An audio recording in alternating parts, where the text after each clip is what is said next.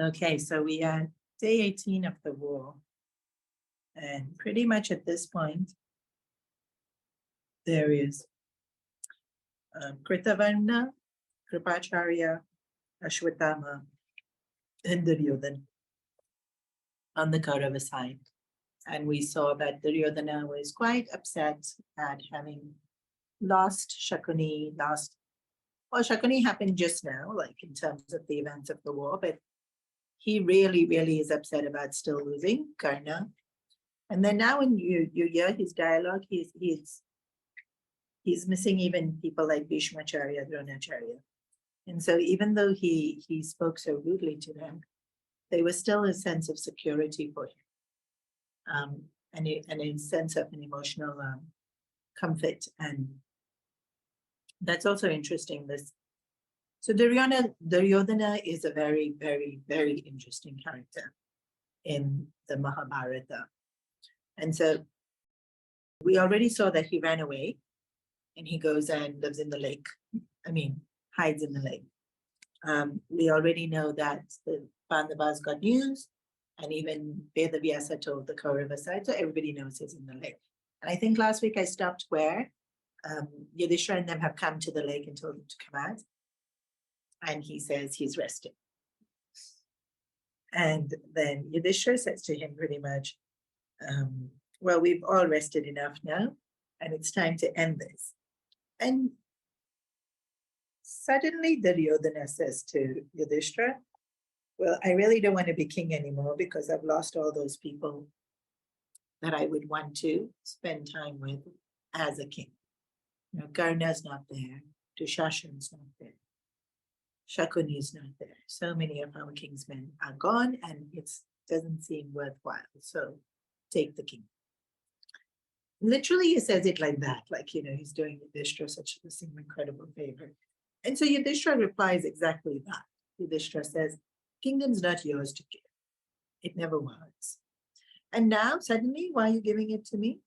When Krishna came and asked you, to return the kingdom, you said you wouldn't even give me that much land that fits on top of a needle. Now, suddenly, you're so generous? Like, where was this kind of thinking before? No. This thinking now suddenly changing your mind doesn't work. You wanted the war. Now make sure you come out and you fight it. Stop being a coward. He uses the word coward very, very frequently in the conversation. And it is cowardice. Right? Duryodhana hiding in the lake is cowardice. Sure, he's in grief. Actually, really. I'm sure he's in immense grief. But Kshatriya Dharma, like you see Shaila, who fought the battle, he would have been in grief too. And you see Arjuna lost his Abhimanyu, he was in grief too. You see, we've seen grief. We've seen everyone go through grief.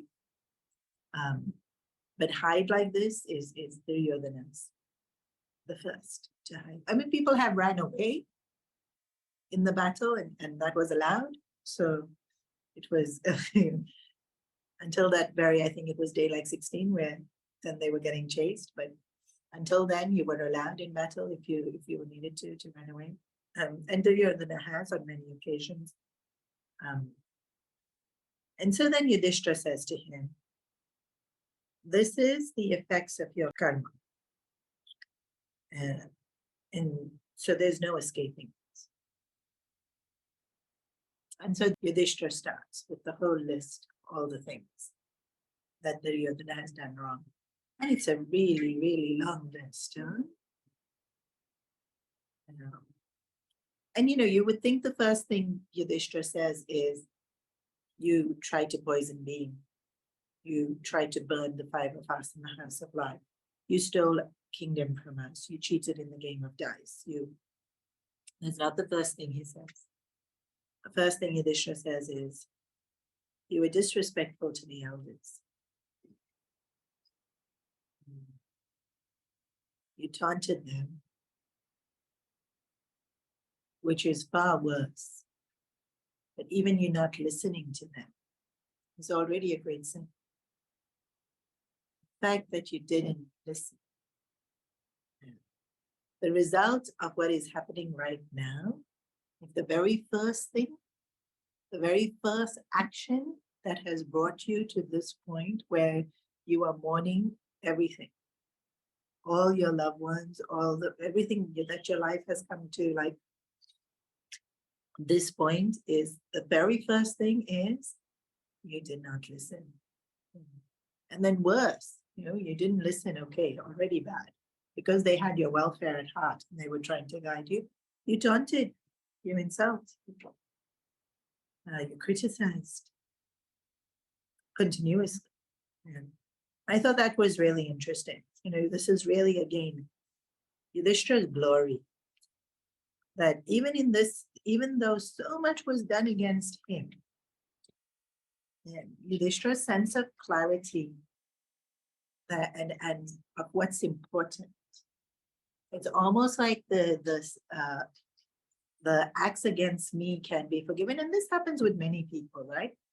But Vidura is such a learned person who deserves so much respect, and Dhuryodhana treated him so badly. Bhishmacharya was such a selfless soul who served Hastinapur for, oh my gosh, decades and decades, almost centuries. And then to be treated so insensitively and just so petty. That Yudhishthira is almost like Dhuryodhana, why? And then, of course, many other things. The sense of defeat, and when we do in the chapter 1 of the Gita, there's that verse where it says, it is dharma to kill a person who has. And there's 5 things.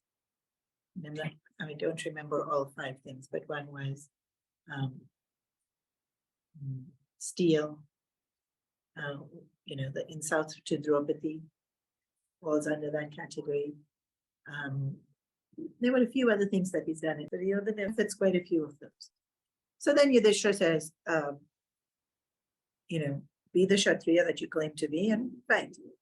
And so, having heard all this, don't be a coward from Yudhishthira, and you said you weren't going to give me this much land, and now you think you can give me the whole land. The land wasn't yours to start with. Even that time, you didn't have any right to do it. Now, Dhuryodhana is all riled up, and he's like, I'll come out and I'll beat you all, and I'll kill you all, and get my vengeance for all the people that you all have killed. So I'll show you. So then suddenly he says, but you're not fighting fair. Like there's only one of me and there's so many of you. I don't have a chariot. You all have chariots. You all have your armor. You have this. I don't. And so suddenly there's this, the rules of warfare is being brought into it. And this is one of the things I'm going to come back to about Dhuryodhana. He didn't follow any rule. He was the one who broke the rules, even game of dice, as if he won the kingdom honorably. And here suddenly he's demanding that he should be treated as per the rules and as per honor and as per justice. They cannot cheat him. And he does it with such, you cannot. Hey, how does somebody believe that so strongly when they themselves have not adhered to it is what's interesting about Dhuryodhana. To have that sense of righteousness when he hasn't practiced it himself, but he really does. He's really telling Yudhishthira, you have to adhere by the rules of battle. Only one of you can fight me because it's a combative battle is one-on-one, not 5 of you against me. So Yudhishthira, of course, being Yudhishthira, says, sure. You choose who you're going to fight and you choose which weapon you're going to fight. And then if you win, you can have your kingdom. At which point Krishna looks at Yudhishthira. When Yudhishthira says this, Krishna is like, what's he up to now? We've come so far. Why would Yudhishthira say such a thing? Don't. And then Duryodhana basically chooses mace as his weapon. And he says, you choose who I fight because I can defeat any one of you. With mace, possibly Duryodhana could have defeated any one of the Pandavas because mace was his strongest skill. So Yudhishthira then puts the ball back in his court that you choose. And at which point Krishna goes to Yudhishthira and says, stop this. Don't tell him to choose. We should choose Bhim because if he takes the twins or if he takes you, then he's going to kill you. But this is interesting. Now, ball is in Duryodhana's court, but he has to choose who to fight. And he knows he can easily defeat Nakula, Sahadeva, and Yudhishthira. In mace, he wasn't able to defeat them in archery, but in mace, he would have easily, because he's like top 3 in the world. It's Balram, Duryodhana, and then Bhim. That's the order of who's the best in mace in the world. So his ranking is even higher than Bhim in mace. He doesn't choose because it would be a greater insult for him to choose someone that's less than him than for him to have to fight who's chosen for him. He still has so much pride, huh? Like, it would be, people would laugh if he chose Nakula also. Like he chose easy person to go up against. And so even at this point in his life, that still features in his thinking. So again, he doesn't choose. And by this point, Krishna has said to Yudhishthira, like, don't you dare stop all this nonsense of letting him choose things and saying, making promises. Do not make any promises, and we are sending Bhim. Besides, we already know that it has to be Bhim because Bhim's the one who took the vow to defeat Dhuryodhana. So like all this back and forth is nonsense because whoever fights Bhim is going to get involved and he's the one that's going to kill Dhuryodhana. And so when Bhim is chosen, Duryodhana again says, we have to fight as per the rules of warfare because Duryodhana remembers Bhim's vow. And Bhim's vow is, I will break your thigh. Right? Exactly where he hit. And so, but that according to the rules of mace, you can't hit. Can't hit below the waist till the knees. Which is why when he wore that towel, he thought he was fine. Because as per the rules, you can't hit there anyways. So they start fighting. Bhim and Duryodhana start fighting. And so Bhim is stronger in terms of physical strength. Duryodhana is better in terms of skill, of technique, of how to fight. I don't know too much about how to fight with a vase. Not going to give you any cool action maneuvers because I'm not even sure what's going on here myself when I was reading it. But this was what was interesting. So usually when it's a fight of strength versus skill, Krishna has said skill wins, right? And this is why Krishna is telling Yudhishthira, don't give anyone else. He has skill. And Bhim stands a chance because he still has strength, but usually even then, skill will win. But Bhim replies to Krishna, because Krishna is saying this to Yudhishthira, and Bhim is close enough to Yudhishthira to hear Krishna say that Duryodhana's skill is better than Bhim. And Bhim, he listens. When Krishna finishes, he looks at Krishna and he says, my skills are just fine.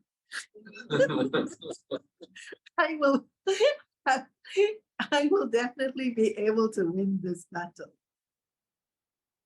Now, when the actual fight comes, he was correct in quite a few ways. He was able to meet a lot of the strategies that Duryodhana used. But Duryodhana did best him in some ways. I guess, with every warrior, they get to this stage, they're going to have their level of talent and their level of skill. But there were more than one incidences between the fight between Duryodhana and Bhim, where Bhim has struck. And it's such a hard blow that Duryodhana should have died. Because Bhim's strength is that of mountains. Huh? So Bhim has hit Duryodhana's shoulder with full force. Like every amount of strength he has in him, he has hit, which would have normally led to another person's shoulder totally breaking and severe off. Yeah. Bhim has hit Duryodhana on his head. And that should have caused brain injury for sure. In Bhim's nose, lightweight. It's nothing happens to him. Why? Gandhavri has made every part of him invincible. And so they're watching now. So if Gandhavri hadn't given Duryodhana this boon, Bhim would have won fair and square. There was enough incidences in this fight where that would have happened. But Bhim had no advantage, and he held his own. And the fight went on for a significant amount of time, until finally Arjuna sees Bhim starting to fatigue. And he goes up to Krishna and says, how is this going to happen? And it's interesting that Arjuna goes to Krishna, because every time in the battle when Arjuna was faced with a challenge, it was Krishna that provided the solution. And so here, even though it's Bhim that's fighting, Arjuna still goes to Krishna to provide the solution. And Krishna says, he cannot be beaten by fair means. And anyways, Bhim's vow was to break his thumb. So I don't see why he's to me. And so Arjuna does the same action that Dhuryodhana did. He takes his hand, he kind of catches Bhim's gaze, takes his hand, and he hits his thumb. Exactly the maneuver that Dhuryodhana had done, which was what enraged all of them. And Bhim saw it and understood. Dhuryodhana also saw it. Dhuryodhana also understood. And so, of course, Dhuryodhana upped his game in trying to protect himself. But Bhim manages to hit a little blow on the very spot he said he would. And Dhuryodhana screams in pain and falls to the ground.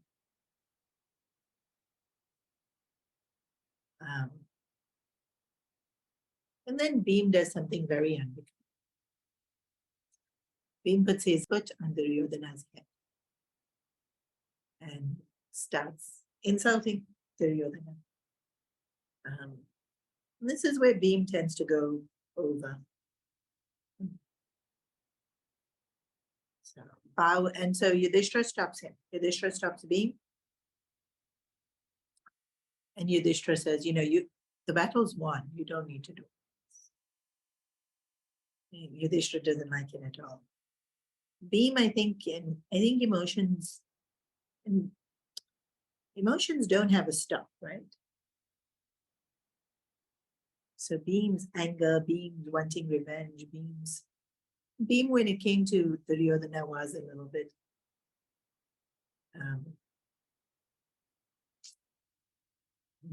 biased in his, and it's been since childhood. Dhuryodhana tried to poison him, Dhuryodhana tried to burn him. It's been like, this is your nemesis. That's the word, right? They use. So Bhim's very partial.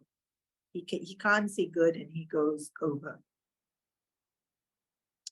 I think it's Bhim's actions that then, like even hitting him on the thigh can be forgiven. But when Ashwatthama sees this bit, that Bhim puts his foot on Duryodhana's head, and Duryodhana was a king, to treat him with such disrespect.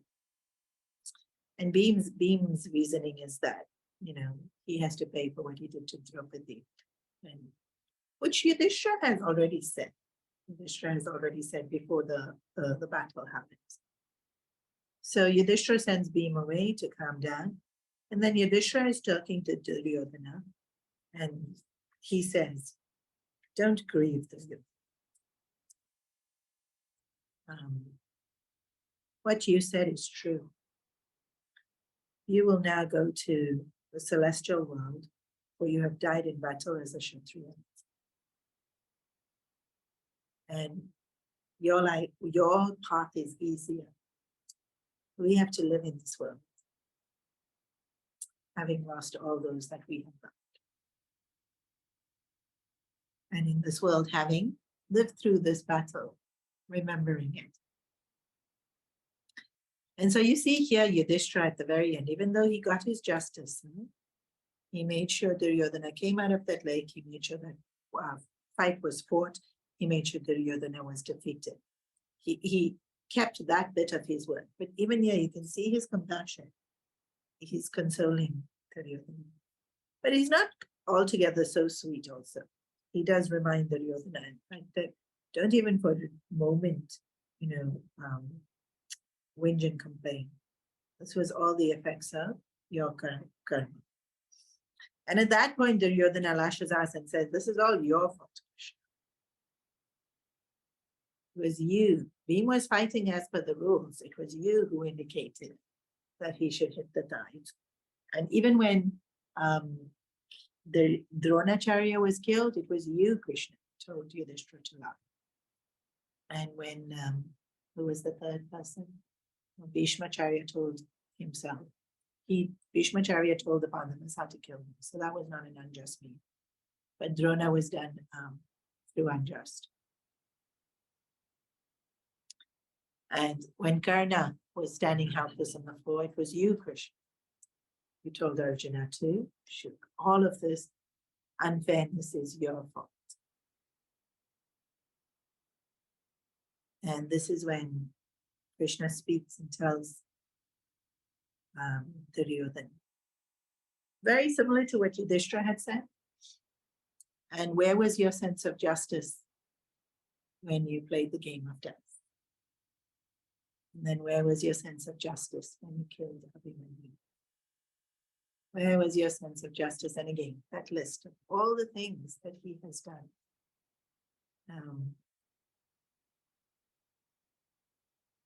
And Krishna also ends with saying, why is it so hard for you to accept that you alone have done this?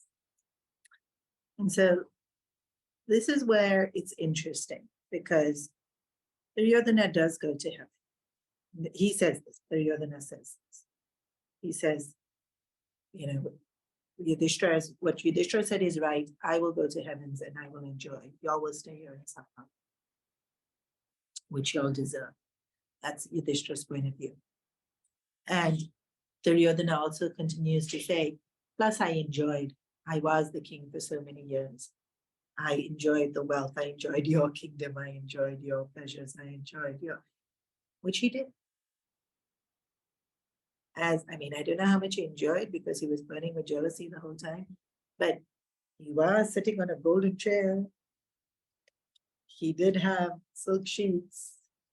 He did have amazing clothes, gems, gold plates, and chariots, and all the comforts that money can buy you.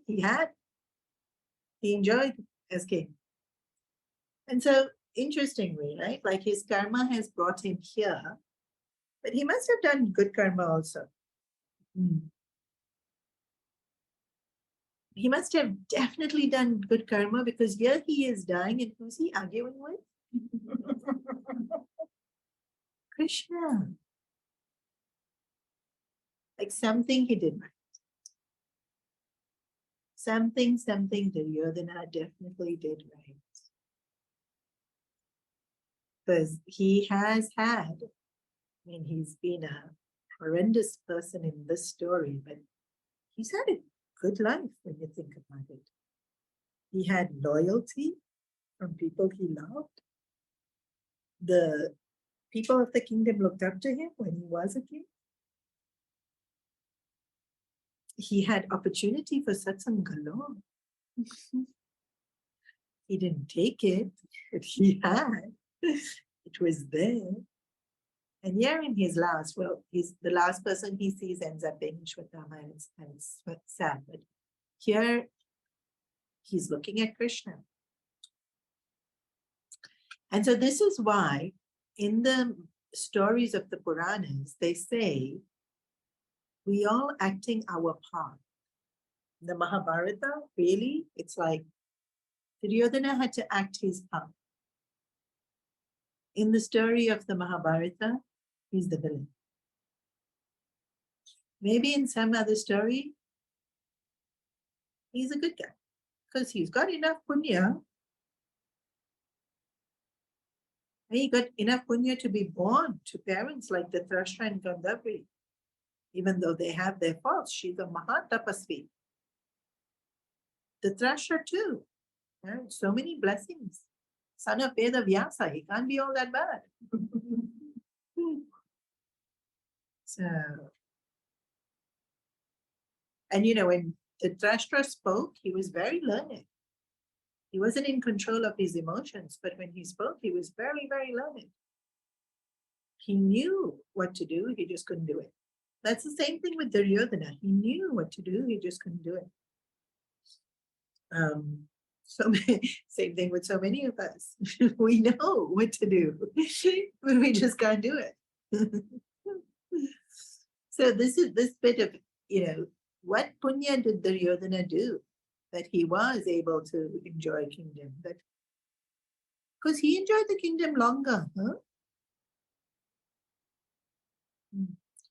Firstly, he tried to burn them, so they were living in the forest. Then they came out of hiding because they married Draupadi. Then they were in Indraprastha barely, 10 years? And then again they got game of dice and they got sent off into the forest. They were in exile, and this war happens. And then even after the war, they don't want to live much longer. They live about 20 years until Parikshit is old enough to take. But like if you see Duryodhana, he was in the palace the whole time, enjoying the whole time. So this is very important about karma. The good actions we do will have good consequences. The bad actions we do have bad consequences, and they don't cancel out. Yeah. They don't cancel out. That's why this urge of the scriptures to tell us to do more punya, to do more punya, to do more punya. Because at least it gives us something to hold on to while all the bad consequences we're facing are going to come to us. And even Duryodhana, he had the karuna to hold on to. In all his heartache of being jealous, he had karuna to hold on to. Right? That's punya. That's his punya bearing fruit. And he chose to hold on to karuna. He could have chosen to hold on to Krishna. He didn't want to, but that's okay. Bhagwan doesn't hold it against you. He still gives you someone to love you. Like, you don't want to love me, it's okay. But he was still had people who loved him. And this is when we, really when we see Bhagwan's compassion and love. And when we say Bhagwan is impartial, this is what we mean. Like, and so here, they all leave. Duryodhana doesn't die straight away. He's almost bleeding out. He's left alone. So the Pandavas go off and they leave him to die in peace. And he's sitting there with his own thoughts, and Duryodhana is thinking, it really is Krishna gone? Maybe Krishna is gone. Right? Like he's been told by Vidur, he's been told by Bhishmacharya, he's been told. But he's like, considering I'm dying here at this moment and I've lost everything, and it's all Krishna is doing, maybe Krishna was gone. Like, and this thought is still there in his mind. And this is the biggest effect of karma with punya and papa. This doubt in Duryodhana's mind. So he did punya. He's definitely done punya because Krishna is in front of him. He hasn't done enough because he can't recognize Krishna. Whereas when you see Bhishmacharya fall, Bhishmacharya's smile on his face because he knows this is Krishna. And Bhishmacharya's willingness to go because he knows this is Krishna. Even Shaila, he didn't die facing Krishna, but knowing that Yudhishthira was a virtuous man, and to be killed by this virtuous man itself is a good way to die. Dies happily. But Dhuryodhana still has this doubt. Here he is dying. He's thinking, was that Krishna? Should I have listened? This, our mind, when it's in doubt, is the most restless.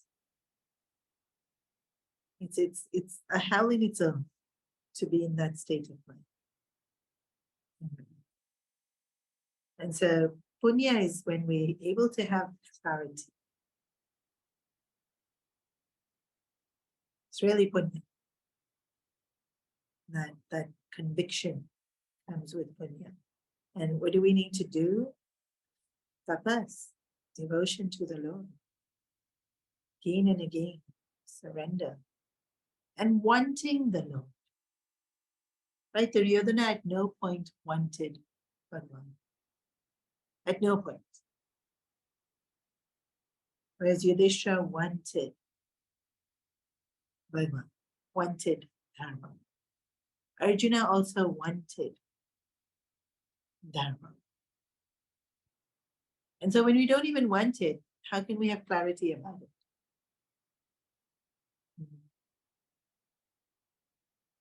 So do we want it? And maybe I don't love God enough. Do I want to?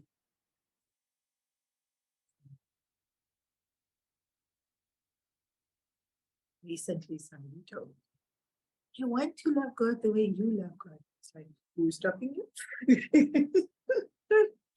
Who's stopping us? Who's stopping us from loving the way we see somebody else love?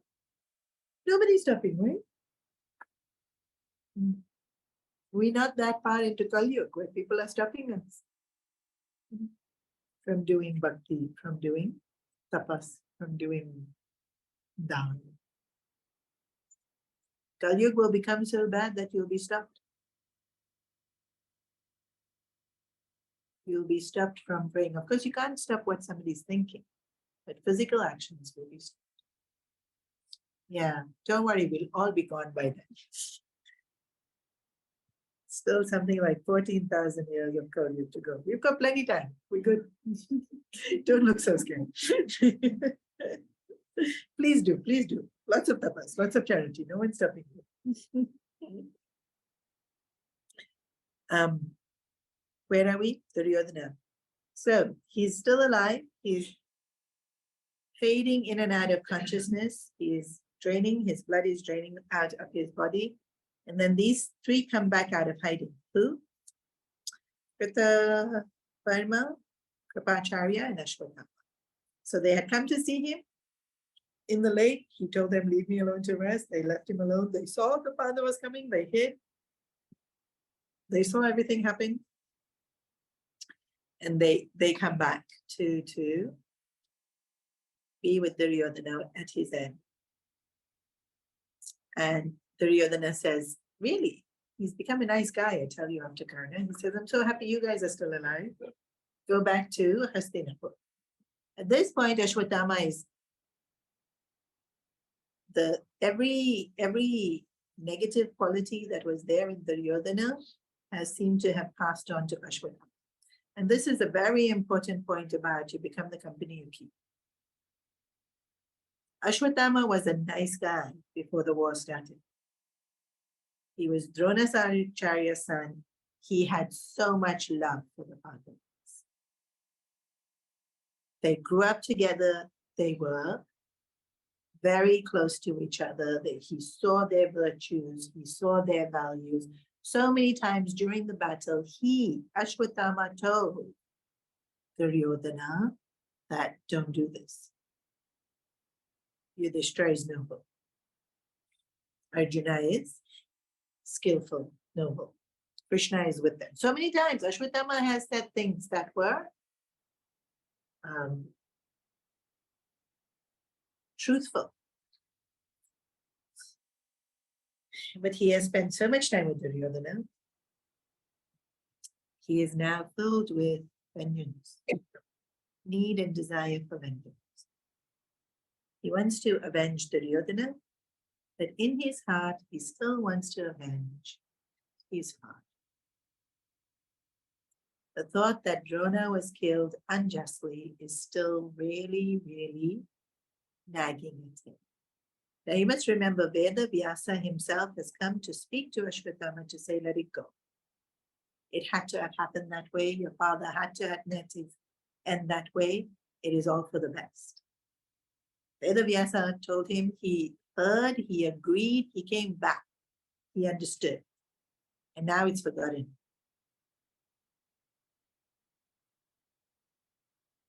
Now here he tells Duryodhana, make me the commander-in-chief and I will go and kill him all.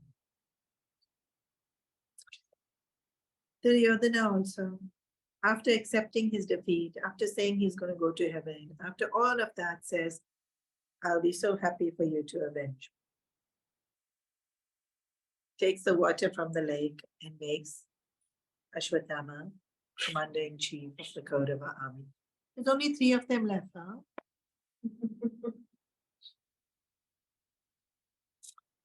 Ashwatthama's emotions are just the worst you could possibly have at this point. It's such a low. It's lower than Dhuryodhana ever went. Maybe not. Dhuryodhana was really low at the game of dice. Really low at Abhimanyu. Ashwatthama is pretty much as low as you can get. He's watching. He can't sleep. The other 2 are sleeping. He's watching. And owls are nocturnal animals. They praise. They pray? No, yeah, praise. So because they're nocturnal, they kill their prey in their sleep, often.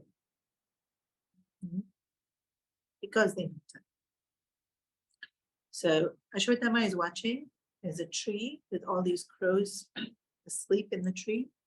And the owl comes and kills maybe 7, 8 crows while they're asleep. And then the others fly away. He gets this idea in his head. How to destroy the rest of the Pandava army with only 3 of us? This is the best way to kill them in his sleep. So he wakes up Kripacharya and Varna and says, let's do this. And they were like, whoa, no. Like that's a new level of low now. And so this is another thing. You see that the Kauravas broke the rules and then the Pandavas matched that, but they never steeped lower. Again, it's the Kauravas that steep lower. And after this, you can't go low. This split is just so horrendous, I really couldn't even read it. So I'm going to do it in like 2 lines. Ashwatthama kills thousands of people in their sleep. It's so brutal. It is so violent.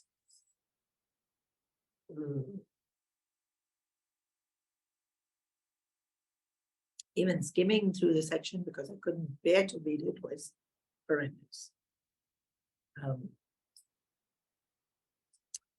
So there's 2 incidences that stand out. But he's killed so many. He's killed thousands, right? While they sleep. One is Dhrishtadhyumna. So Dhrishtadhyumna was the one that actually cuts up Drona's head.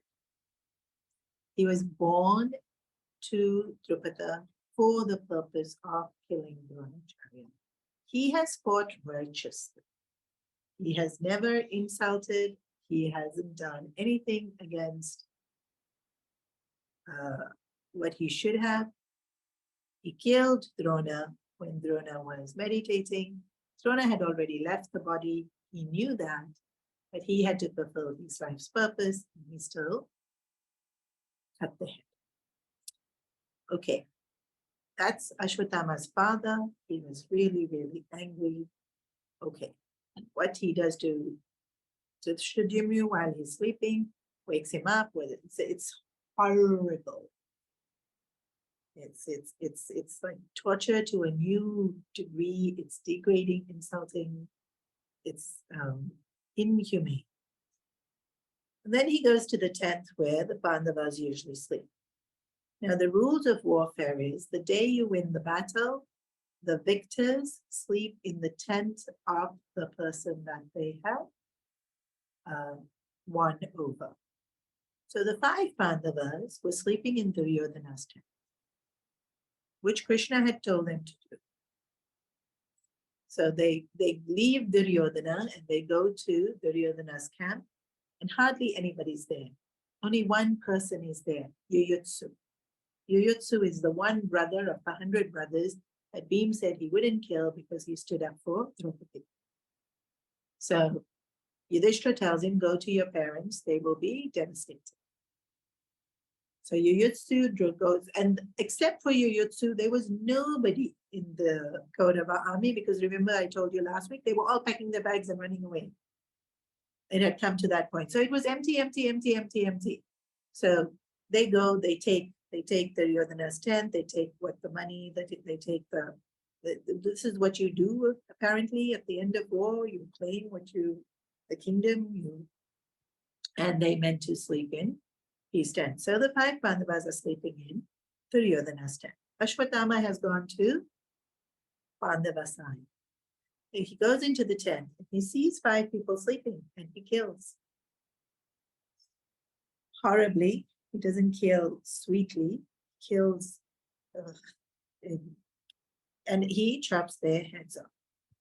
And then he's leaving, having killed every single person in the Pandava side. He's leaving every single person. Thousands, he's killed thousands. He's going back to Dhuryodhana to say, I did this for you. And he thinks, oh, let me take their heads. Who? The Pandavas' heads.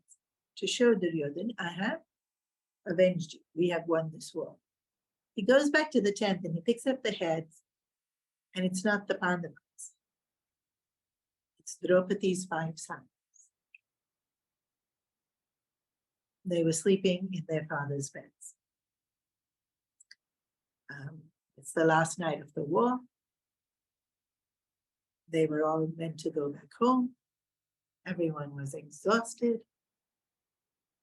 And comfort of their parents, they were sleeping in the Pandavas' beds.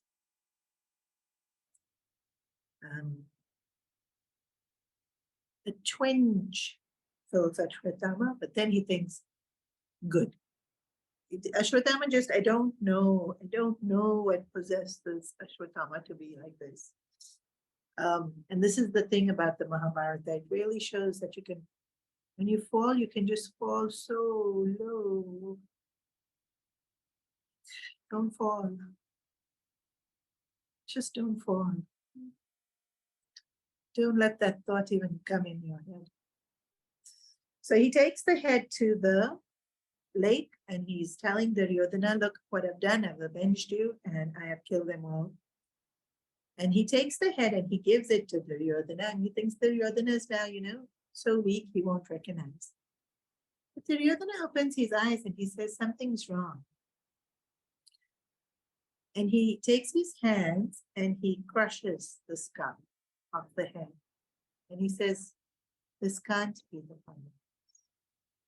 If in my weakened state I can crush the skull, it's the skull of a young child. You've killed Draupadi's sons, haven't you? And so Ashwatthama is still like, totally, yes, they deserve da. And for the first time, maybe not for the first time, Dhuryodhana has done 1 or 2 nice things. Dhuryodhana's heart is filled with sadness, because he thinks they were the heirs to the Kuru lineage. My lineage would have continued with these fine clothes. And you've killed him. And he says, what have you done? I never asked you to do this. And so he's not at all happy about it. Like this, like what, like even Duryodhana is not happy about this. Where was Ashwatthama's mind? Like once you allow hatred to take over, once you allow spite to take over, once you think it's okay to do whatever you want to do, you get to look at Dharma. Ashwatthama is still trying to justify why it's perfectly fine that he should kill Draupadi's sons. They were Pandavas after. We are Kshatriyas, we were meant to kill. He's using all these kind of arguments. Huh? So Duryodhana breathes his last, disappointed and feeling what a waste. The lineage dies. This glorious lineage, I really have brought its end. So finally, there's regret. Take something like this to bring regret in Duryodhana's heart. And so, like I said, he could have died looking at Krishna, but that's not his last thought. He does still go to heaven. This is again where you see Krishna is not partial. Duryodhana gets to go to heaven.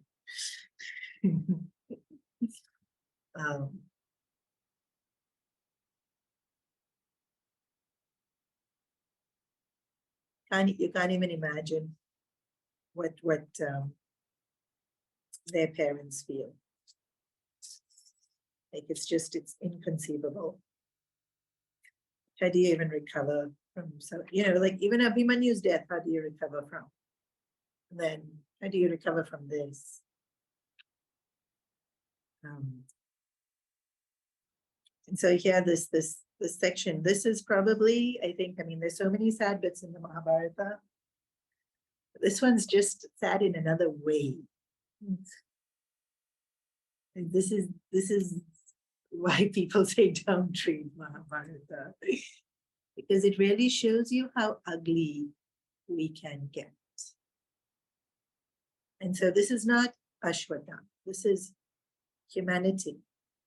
And today when you look around, we can get this ugly. And so what the Mahabharata does is it paints this incredible picture of Yudhishthira. And we can be so beautiful. Arjuna, we can be so beautiful. Vidur, Bhishmacharya, we can be so noble. Even Shaila, fighting on this wrong side of even Karna in moments, we can be so clear, we can be so forgiving. Karna was forgiving.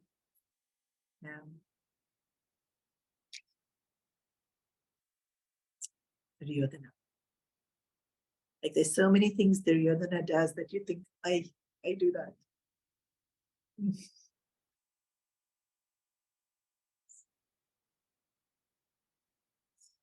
And then there's Ashwatthama. And Ashwatthama starts off as a nice guy. Like till days 15 of the war, he's a nice guy. Well, he does some horrible things, but nice guy. He's one of the people that kill Abhimanyu. Not so nice. But still has respect, still. And then just that one thought, right? His anger at the way his father was treated. And this is the point I think that the Mahabharata makes more clearly than any other point. He forgets everything Duryodhana has done. He forgets everything his father has done. Yes, his father was killed unjustly. He forgets that he was part of the battle that killed Abhimanyu unjustly. He forgets he sat at that court while the game of dice was happening, where the Pandavas was robbed of their life, and where Draupadi was treated so unjustly. He was there. He was there watching Draupadi being treated unjustly. That time he didn't have anger. Now why does he have anger at injustice? Because it's his father.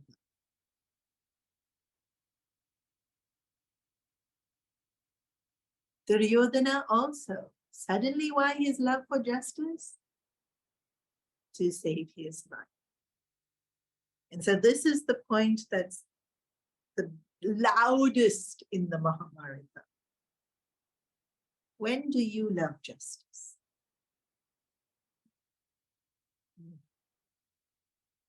Yudhishthira loved justice every moment.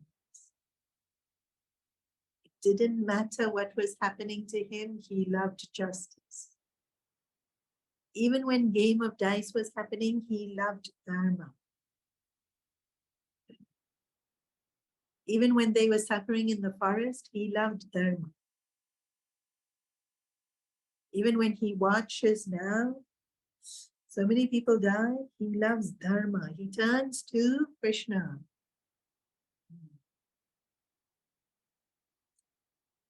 Bulk of us. When do we love dharma? If it's to protect me. But if it's not helping me get what I want, dispose of it. Conveniently forget about it. This is where Kali starts. When we don't value dharma because it's dharma. We value it to get what we want. In Bhakti, they say this. We love God when He gives us what we want. We don't love Him when He doesn't give us what we want. Then is that loving Him?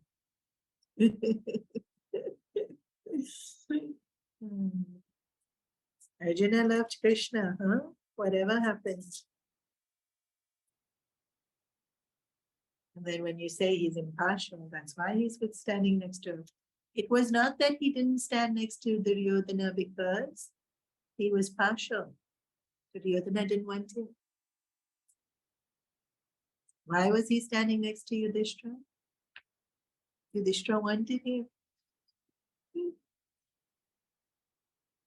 He even tried to stand next to Dhuryodhana. Dhuryodhana shushed him away. He did.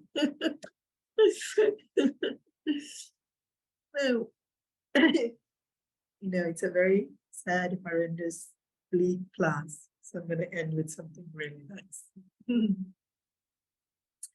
So when the Pandavas drive up to Duryodhana's tent, Arjuna is about to get off his chariot. This would be the last time this chariot is needed because the war's over. Maybe Krishna knew what was going to happen because he didn't let the Pandavas sleep in the Pandavas' tent. But the war's over. So I've heard this story a few different ways. There's the cute version and there's the more bhakti version. Cute version. So the story is Krishna is on the chariot and he tells Arjuna, you get off first. Cute version is Arjuna's like, you the charioteer, why are you making me get off first? You're supposed to get off first. You're like the driver, you open the car thing. And then Krishna says, just listen to me, get up first. It's like, okay, get some. Version that true version in the Mahabharata. Krishna says to Arjuna, get up the chariot first. Arjuna gets up the chariot. He doesn't question. At this point in the battle, there's no questioning Krishna. It's like we listen. And Arjuna doesn't have that kind of pride that he needs. Krishna, he knows that all his victory is Krishna's doing. He doesn't have that pride that you get off first. He's a charioteer now. So, Krishna waits for Arjuna to get off the chariot. And then he looks up. And Hanumanji, who has been sitting on this chariot, jumps up. And then Krishna, almost like making sure he's fast enough, jumps out of the chariot. And the entire chariot explodes and burns down to ashes in seconds.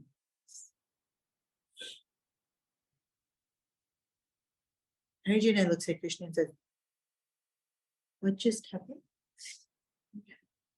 It was a celestial chariot given to him by Agni. And it was told that even the horses, remember, they were celestial horses that would not get tired and would not die. The chariot also was given to him as a gift, as a boon that he would be able to use in the battlefield. Krishna says, the amount of weapons, celestial weapons, brahmastras, this weapon, that has hit that chariot. Any other chariot would have been destroyed fast enough. The amount of curses from wives that are on your chariot should have died, should have burned down far earlier. It is only because I was sitting on it that it did not. And Hanumanji. And so once again, this little snippet of event that happens in the Mahabharata where you see so much of our lives, we don't even know. We don't even know we're being taken care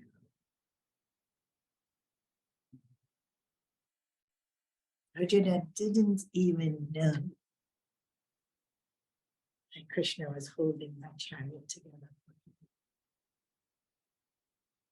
The only thing Arjuna did was choose Krishna. That's the only thing he did, huh? He chose Krishna instead of anything else and everything else. And look how much Krishna gave back. Arjuna didn't give anything to Krishna. Arjuna only chose Krishna. And Krishna gave and gave and gave and gave. Arjuna didn't even know how much Krishna gave. Some things he saw. Some things he didn't. He saw when the weapons came that Krishna too was hit. He didn't realize he's holding the chariot. Sometimes in our life we think everything's falling apart. We don't realize how much is being held together. Because we can still keep going. And so, His grace, so abundant. His grace is so abundant. Like I said, the only difference is, why wasn't Krishna standing with Dhuryodhana? Dhuryodhana didn't want it. Why was Krishna standing with Arjuna? Arjuna wanted it. When we choose Krishna, it's not for me. It's for all that Krishna is. When we choose Krishna, we're choosing Dharma. We're loving Dharma. And we see this with Arjuna, loved Dharma. We see this with Yudhishthira, loved Dharma. We see this with Bhim as well, but Bhim's a little bit tricky. He loved, no doubt. He loved Krishna, no doubt. Maybe he had to play the part of just being a bit more humane. Not humane, human. All the flaws, taking things a bit over and above. But you know, he did that with everything. When he loved Draupadi, he loved her over and above. Then when he hated, he hated fully too.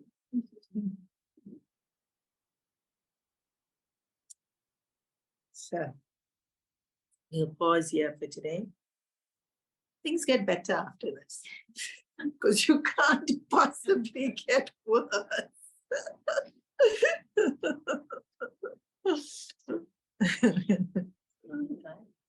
Huh? No, gets better now. He tries, but now Krishna stops him.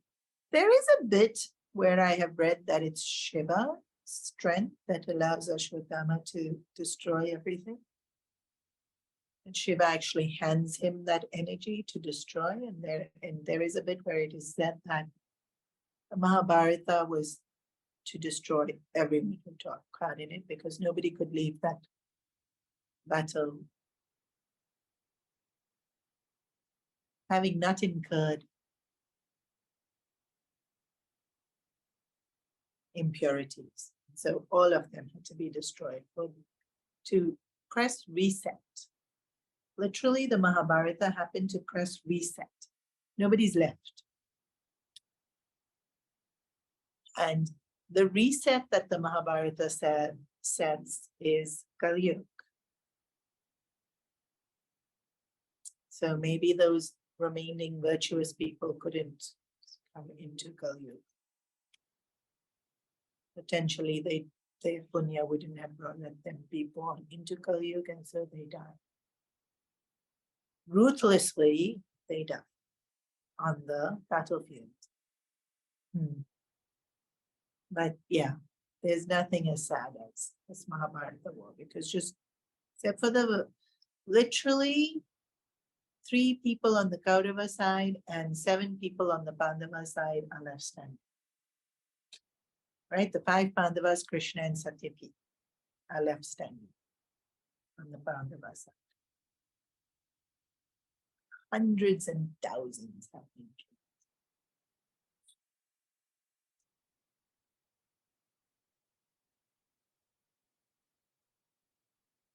Any questions? When's it going to end? It gets better. Yeah, it gets better.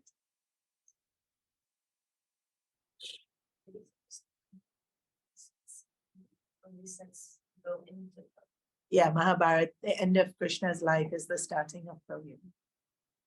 So pretty much Krishna dies soon after this. Well, he doesn't, he leaves. We don't say die for Krishna. Yeah.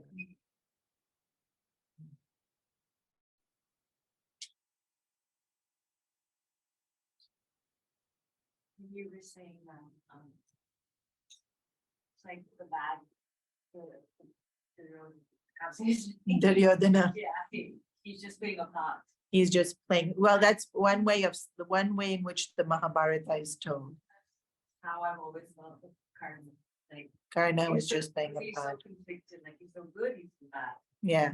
Like the Yes, bad just to keep the story going. Feels like that. So when you're playing a part, yes, you're playing a part. But you can't play the part without having the necessary vices. Like you couldn't get Nakula or Sahadev to play Karna's part. They just would never have befriended Dhuryodhana.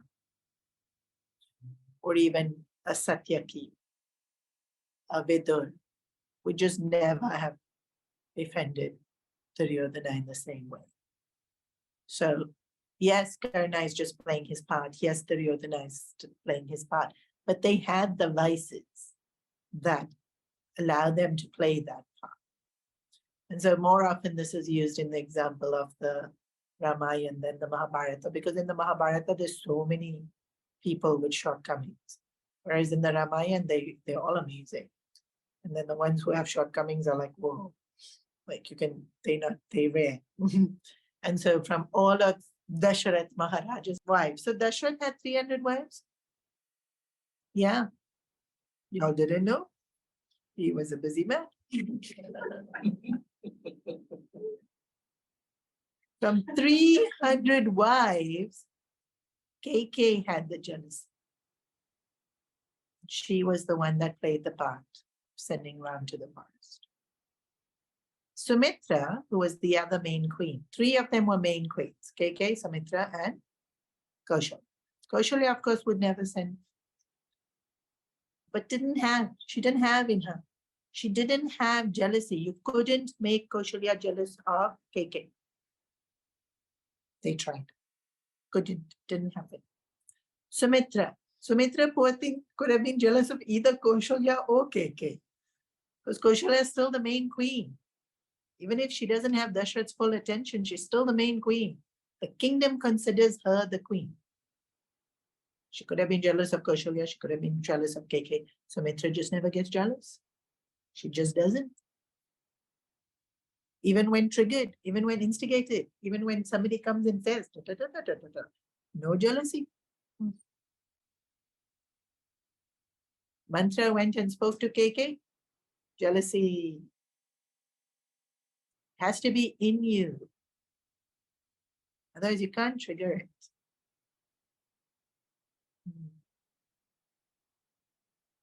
I think I told you this story. Somebody had baked a cake for me and they came and they told me, isn't it amazing? I was like, actually, it's okay. If the person was insecure, this would have triggered insecurity. But this person, zero insecurity, they looked at me and they said, of course it's amazing. Like, come on, stop being fussy. It's amazing. If you have insecurity, it can get triggered. If you don't have insecurity, it can't get triggered. Kind of got triggered. Dhuryodhana easily got triggered. Shakuni had to just make one facial expression and he got triggered. Shakuni did all the triggering. Dhuryodhana might have been harmless if it wasn't for Shakuni. Shakuni did all the charawing and he got so easily charawing. There was that one experiment after World War II where they wanted to see if people would press the button for the gas chambers. What was the percentage of people who did it? 20, right? That's what you said last. 20, 25. The rest all got triggered. Pressed. Which means you're killing 200 people, including children. They still pressed, huh? So few people don't get triggered. So few people. Because we have insecurities, we have anger, we have jealousies.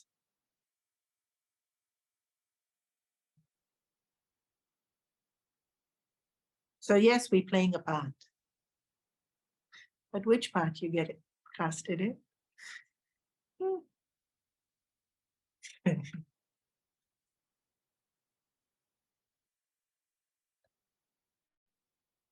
I think when we look at them, and if they're the villain in our lives, it helps us to see they're just playing a part. But when we the villain, we need to change.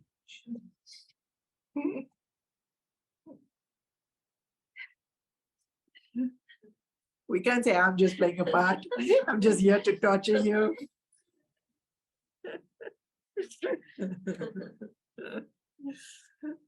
I think that's the difference, right? Like to depersonalize it when somebody is doing it to us. Don't hold it against that person, like Ashwatthama's held it against. It becomes personal, it becomes too charged, it becomes too, everyone's playing their role. But when it comes to me and how I'm acting, we can't use that as an excuse. I'm just the Dhuryodhana. Actually, I'm nice, but for them, I need to be like this. No. Let somebody else be Dhuryodhana. You be Yudhishthira.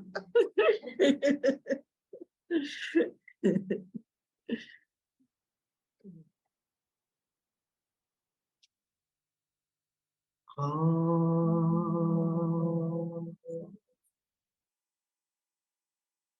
Sarve bhavantu sukhina, sarve santu niramaya, bhadrani pashyantu, kaschit dukha bhave, asato ma satgamaya, tamaso ma jyotirgamaya, mrityorma amritam gamaya. Om Purnamada Purnamidam Purnai Purnamudachyate Purnasya Purnamadaya Purnameva Vashishyate. Om Shanti Shanti Shanti. Hari Om Shri Hari Om.